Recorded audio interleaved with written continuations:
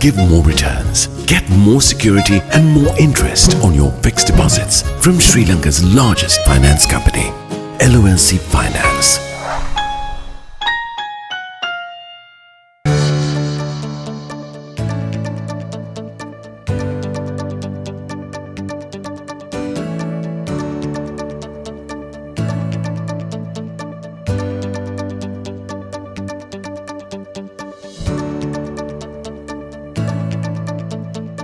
The key to quality and efficiency. Be a jewel. Professionalism is the jewel in the corporate crown. Refresh Sri Lanka for a civic-minded society in association with 99X. LMD, the voice of business.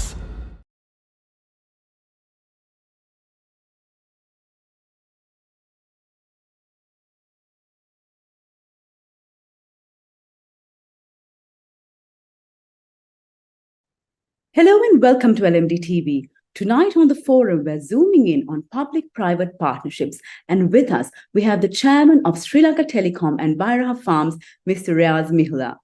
It's very nice to have you on the show. Thank you. Thank you.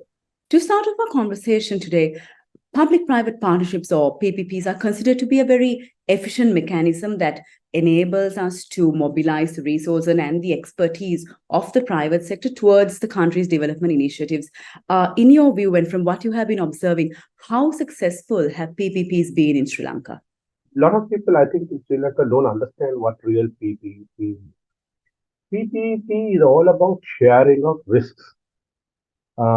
Unfortunately, in Sri Lanka, people think, or actually the people who the government sector think, oh, I give a piece of land and then the rest is up to the investor. And that fails because, you see, they think that our contribution is only just providing the land or the place or whatever, and the investor has to do everything else. And invariably, then the investor finds difficulty in getting the approvals, in environmental clearance, and all of the issues. So there is no sharing of risks. On the other hand, a successful PPP requires reasonable sharing of risks. There are some risks that the investor has to bear, which is the money he puts in and the completion of the project in time and management of the project to make sure that the revenues projected are realized. Those are the risks that the investor takes in. But on the other hand, the government also has to have, they don't just dump a piece of land, making sure that they facilitate the investment by getting the relevant approvals, clearing roadblocks, etc. And when PPs are largely used for infrastructure financing, and there is a lot of roadblocks, red tape, archaic regulations, which an investor often has to deal with. And if these are foreign investors, they are operating on foreign territory, and they find it extremely difficult. And that's why you find that these PPPs fail. So for PP to succeed, there must be reasonable sharing of risks. And that's why you'll find that those which have succeeded well are where there has been a proper sharing of risks. And Ms. Mihular, in your opinion, how important and how challenging is it to really encourage and drive more PPPs today, especially given the country's economic crisis? In a crisis, the crisis is all about government not being able to repay its loans. And PPP is not about loans. PP is about using certain resources that are available to generate revenues, and from that revenues, there is sharing of rewards to both parties. So there is no issue about capacity for the government to pay. Doesn't come into the equation, because it is the question is about me doing the project and then making sure I realize the revenue. The only risk, if at all, is the ability to convert the dollars, the rupees that is earned locally into dollars. And now that that problem has gone or largely gone away, I think that risk is also mitigated. So if I'm a PPP investor and I come, I wouldn't worry too much about the crisis. I'm more worry about the ability to generate the revenues and the people's capacity to pay and things like that, rather than the ability of the government to repay loans. So it's a slightly different risk of capacity to pay by the consumers, and of course the risk to convert the rupees to dollars, which of course is largely mitigated now, still attractive for the investor. And how should Sri Lanka's government really create a more conducive environment to encourage more private sector investments, in your opinion? Yeah, you see, I think if you read the today morning daily where it talked about the obstacles that people have when they want to come and invest. I read in the paper about several Australian investment proposals. I think they talked about five, which are still awaiting approvals 3, 4 years down the road. This is a problem, right?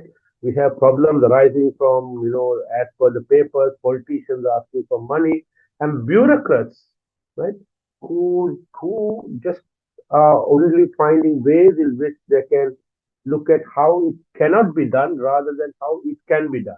So it's a general mindset which we have a problem with. We need to make sure that we have to change the way.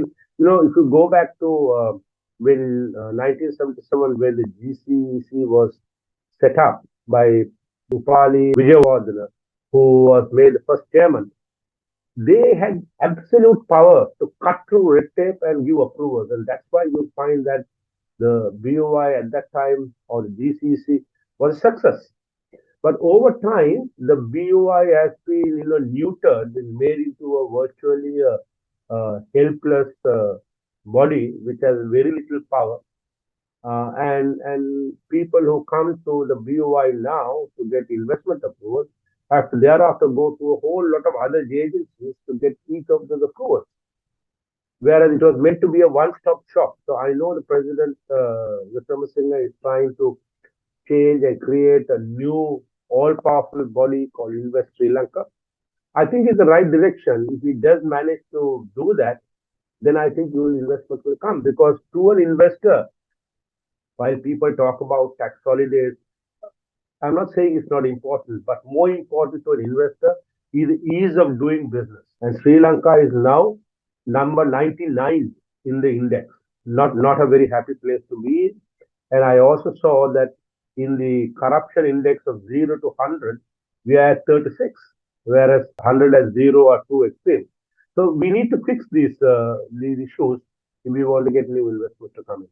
Talking of fixing issues, any recent success stories that you can share with us, maybe from the region? I will just take India, right? India, I think, have really, they started behind us. We liberalized in 77, and India was far behind us. They have really galloped well past us. If you look at just an example of Indian Railways on PPP, Indian Railways are virtually pretty world class now. And that's because of very effective public-private partnerships. They have got the private sector to come into that sector, right? And it is based on sharing of revenue. They have upgraded certain sectors, and the revenues that are generated are being shared between the private and public sector.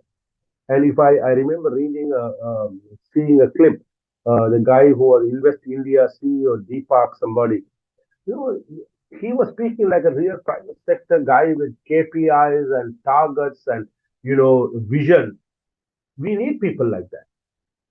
So if you just don't have to look very far, just look to India, you will see some beautiful success stories on PPP. In Sri Lanka, I think the very similar, the simple thing in the railway sector when we had that Expo Rail, where they took one carriage and gave people a difference in rail experience. I mean, within a year or so, the department successfully took it back. Right? So who will invest when you put all the money in and then suddenly, somebody comes and takes it all back? So we don't have to go very far. Just look to India. You will see some very successful examples of public-private partnership. We definitely have a lot to learn from our big brother. It's time to take a short break, but we'll soon be back to talk more about public-private partnerships. Display your brand message on digital screens at prime locations. The largest digital advertising network in Sri Lanka. Emerging media. You're mobile, and so are we. Gets me going. Grab the Lite 87 app at the Apple App Store or Google Play now. 87.8 and 87.6 island-wide. Lite 87.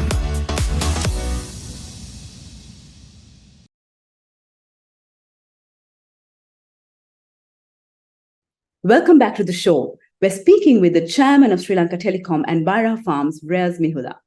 Mr. Mihular, we recently saw that the Finance Ministry is discouraging full annuity PPPs in the 2024 budget. Can you explain this decision and its implications for the country?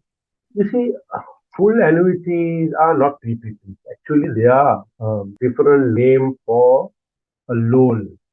Because basically, somebody comes in, builds something for you, and you repay that cost over a period of time, irrespective of the revenues that you earn.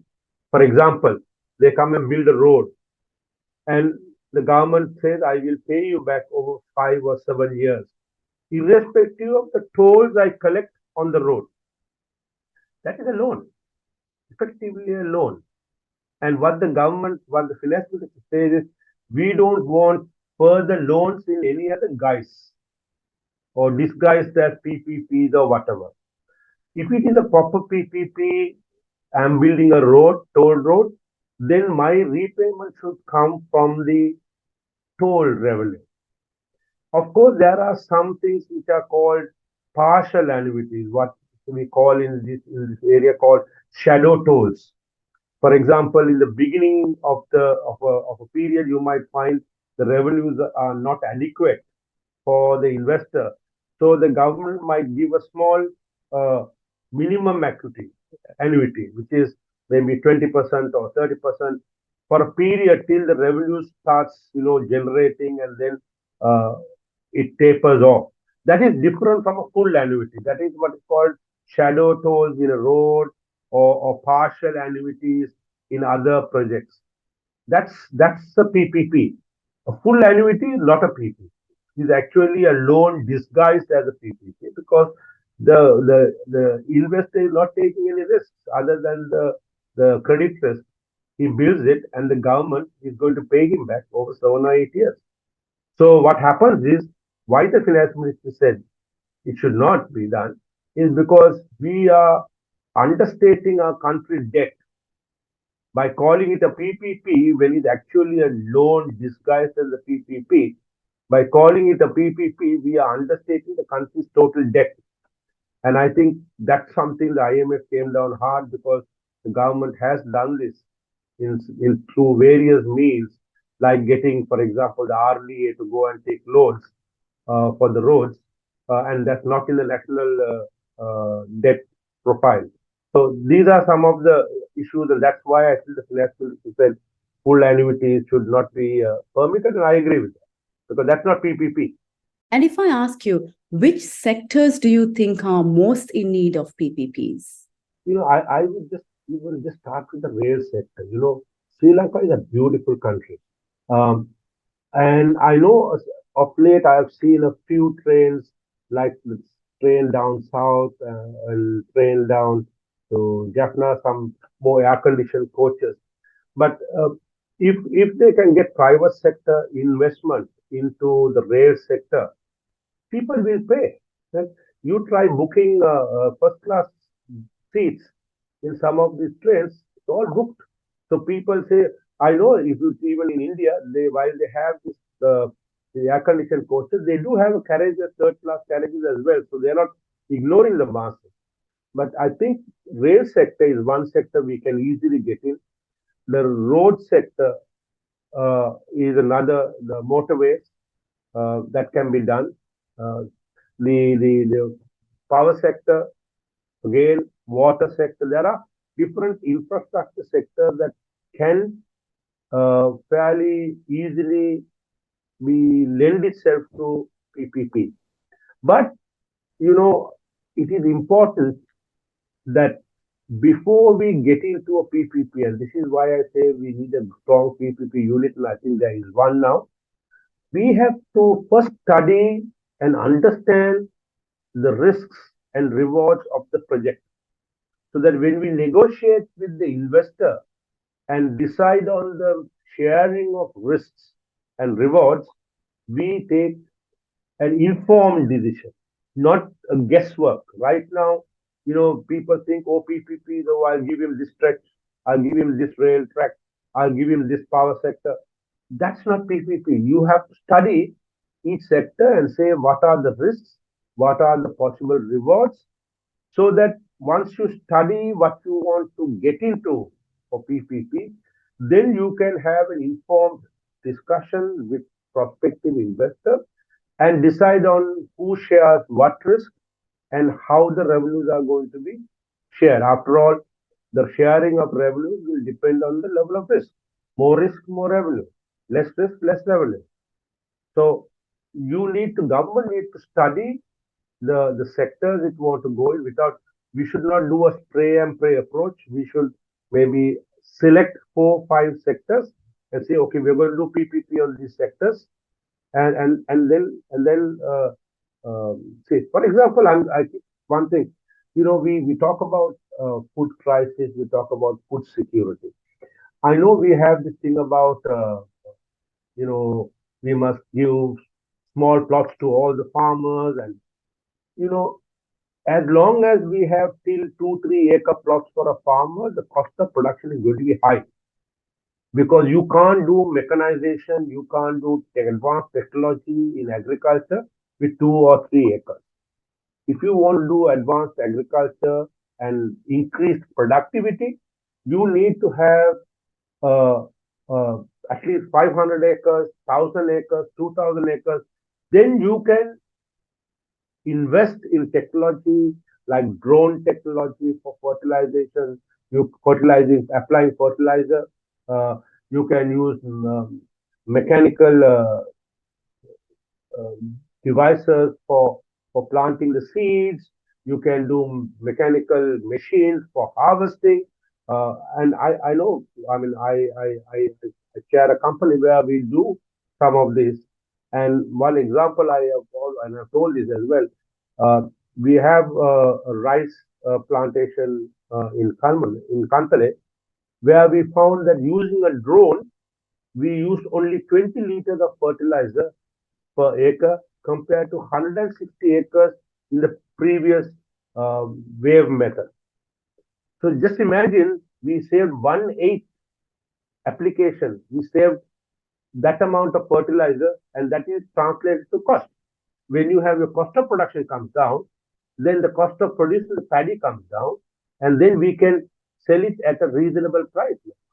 If not, small farmers are going to continue to ask the government that they are not making money. Right now, they are asking for 130 rupees. And that's because their cost, they are not making, it's not a false claim, the actual cost of production is high because it's all manual. So that's what I say, that if we are going to do public-private partnership, government must be prepared to get unshackle itself from the old theories about how things are done. If we are going to achieve, for example, the food sector, food security, and lower prices, because as you know, if the cost of production is down, then you can operate at lower prices in the market. And what about sustainability driven projects and environmental conservation initiatives? Do we have hope for more PPPs in these areas? I believe that no business can survive if sustainability is not high on their agenda. Sustainability is a very important element, and I sit on several boards, and you will find that sustainability is very high in our agenda. So whenever we look at a new project or new investment, sustainability is a very important aspect that is looked at before we approve a project.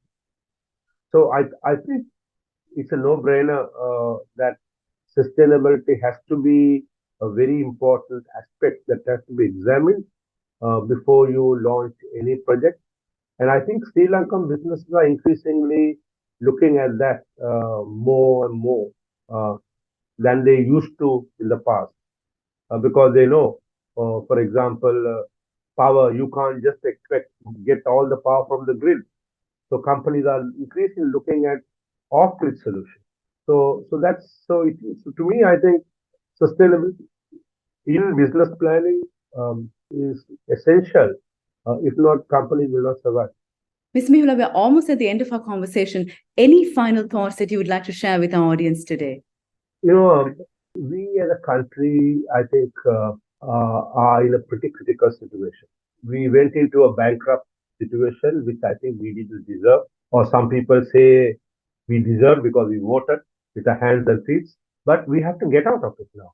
And if we think getting out of a crisis like what we were in is going to be without pain, we are fooling us.